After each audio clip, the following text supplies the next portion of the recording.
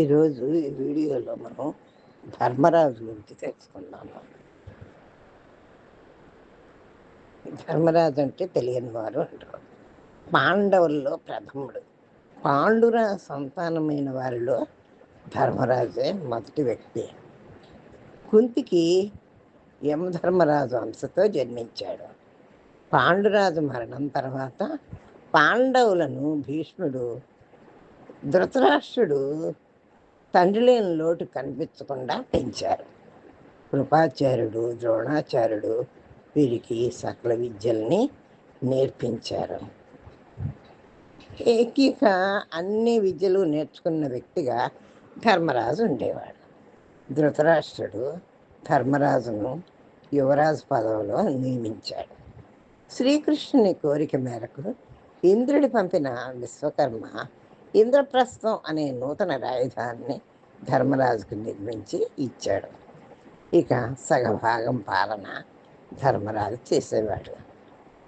తన తండ్రి పాండురాజును స్వర్గానికి పంపే ఉద్దేశంతో ధర్మరాజు రాజసూయ యాగం దిగ్విజయంగా నిర్వహించాడు.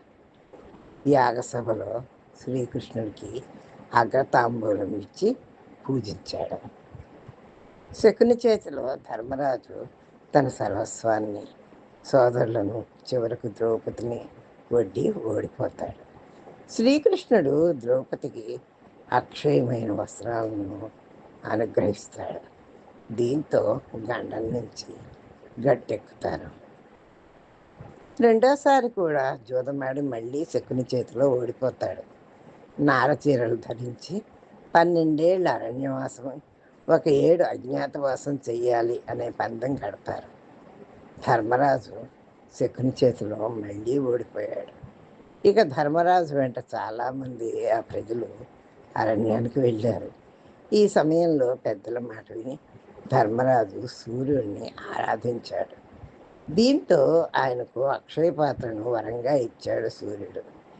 దాని ప్రభావం వల్ల అతడి వెంట వచ్చిన 50 మందిని పోషిస్తూ అరణ్యంలో కూడా మహారాజులాగా బతికాడు.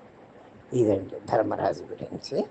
మీకు వీడియో నచ్చినట్లయితే లైక్ చేయండి, షేర్ చేయండి, సబ్స్క్రైబ్ చేయండి.